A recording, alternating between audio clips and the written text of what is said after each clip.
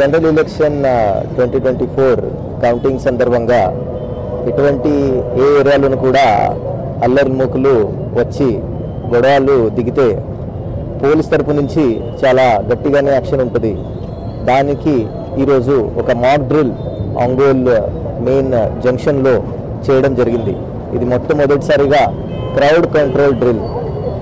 మేము చేస్తాము under the direction of magistrate.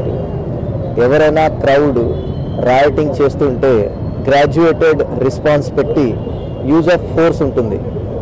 దాని అర్థం అంటే ఫస్ట్ వార్నింగ్ ఇచ్చి దాని తర్వాత వాళ్ళు వినకపోతే వాళ్ళ మీద లాఠీ చార్జ్ చేస్తాము. లాఠీ చార్జ్ తర్వాత టియర్ గ్యాస్ షెల్స్ పెడతాము. దాని తర్వాత రబ్బర్ బుల్లెట్స్ ఉంటాయి. దాని ముందు వాటర్ కెనాల్స్ ఉంటాయి. ఇన్ ద ఎండ్ ఫైనల్గా పరిస్థితి అదుపు తప్పితే తప్పనిసరి పరిస్థితిలో మ్యాజిస్ట్రేట్ పర్మిషన్ తీసుకొని ఫైరింగ్ చేయాల్సి వస్తుంది.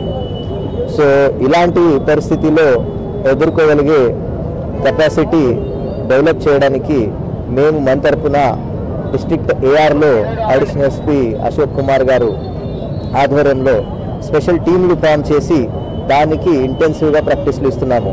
దానికి ఈరోజు ఒక డెమో ఫైర్ సర్వీస్ డిపార్ట్మెంట్తో పాటు ఈరోజు మెయిన్ జంక్షన్లో ఇవ్వడం జరిగింది.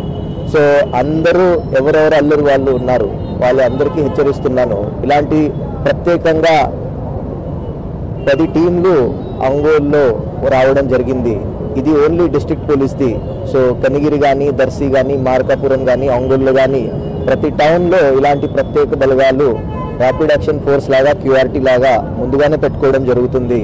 అట్ ద సేమ్ టైం ఏ సెన్సిటివ్ విలేజ్లు ఉంటాయి అక్కడ ఒక ఆర్మ్డ్ పర్సన్తో పాటు మొబైల్ పార్టీస్లు కూడా తిరుగుతాయి.